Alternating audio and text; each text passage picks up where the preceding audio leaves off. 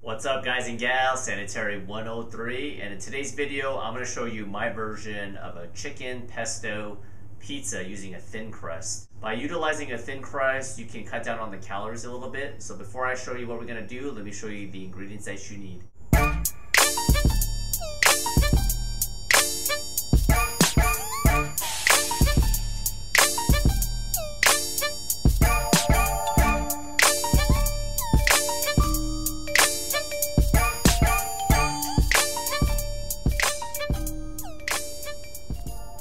Alright, to get this pizza started, the first thing you want to do is you want to roll out your pizza crust, which I did. So if you come closer here, I just took it out of the container, and this is a flatbread pizza, so yes, it's not 100% uniform. It is a little bit challenging, but you just want to roll it out and thin it out as best as possible. That's going to definitely get you that thin crust that you want. Once you do that, I have my oven at 400 degrees, and you're going to put that in for 5 minutes. So I'm going to do that right now. The first step. While we're pre-baking the crust, this is a great time to make the pesto sauce. So if you come over here, what you want to do is you want to get your organic basil, and most places come with a package like this. This is about 0.66 ounces of basil. You want to make sure to take off the basil leaves from the stem. You don't want the stem, so I took that apart using my good old food processor right here. So the next step is you want to add about 2 cloves of garlic right here, right into the processor. And then using my walnuts, just about a handful, about this much. And you want to put this back on. Now it's time to grind. So about halfway through, you want to check on your sauce. See, it's a little bit clumpy right now. No big deal, you just want to check on it. So I'm going to grind it up a little bit more. Now I'm just going to add a little bit of olive oil on top. So you just want to add a little bit of olive oil at a time. Put the lid back on and then grind again, and then just keep doing that periodically. So the pesto sauce looks pretty good. You know, it's a little bit chunkier, but this is not the only sauce that we're going to be using. So if you want it a little bit more liquidy, then use less walnuts, but this should be okay for now. So once the pesto sauce is finished, what I did off camera was I took out the pizza crust, and I kind of lost track for a few minutes, so it got a little bit brown, right? But it's all gravy. Who cares about that? It's still going to be good. So if you want to do that, make sure to keep an eye out on that for 5 minutes. And then you're going to start topping your pizza now. So I'm just using a regular pizza squeeze right here, tomato sauce. I'm going to pour that in all over.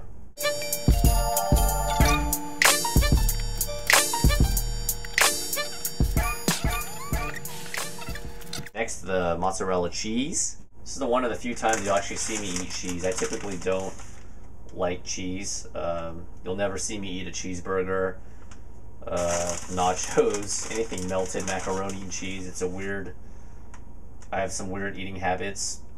But in this case for pizza, I will eat cheese, so go figure, right? I get teased about it a lot, but what can you do? Next, the good old tomatoes that I pre-cut.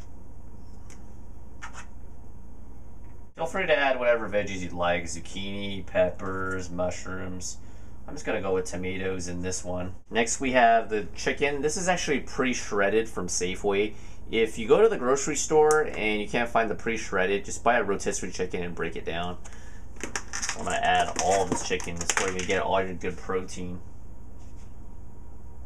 And using grilled chicken is a great healthy alternative when you're making a pizza. Most people use like pepperoni, salami, those types of meats. You want to kind of be careful. It's definitely higher in calories and higher in fat. Grilled chicken, great source of protein, minimal fat, so that's definitely going to help increase the protein ratio for this meal.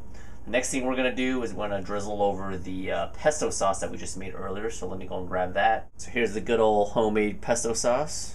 You guys got to be proud of that. And you want to just kind of just plop it down in little chunks.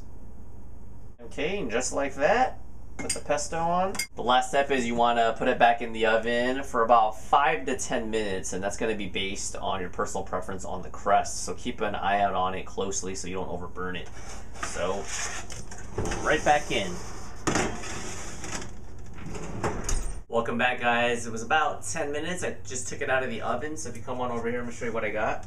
Got a little crispy on the end, but that's kind of how I like it. So that looks pretty much done. And the one thing I did do off camera is if the chicken tends to get a little bit dry, you can drizzle a little bit of olive oil, which I did. And also, just so people don't know, this was chicken that was already pre-cooked, so you probably don't want to do raw chicken. If you do raw chicken, it's going to take forever. So that's pretty much it for this pizza.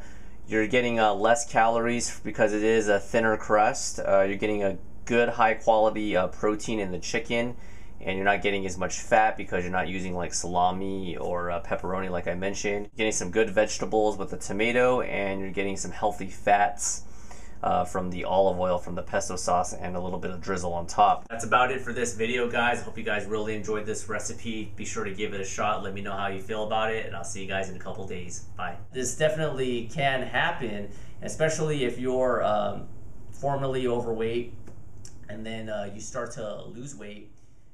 There are definitely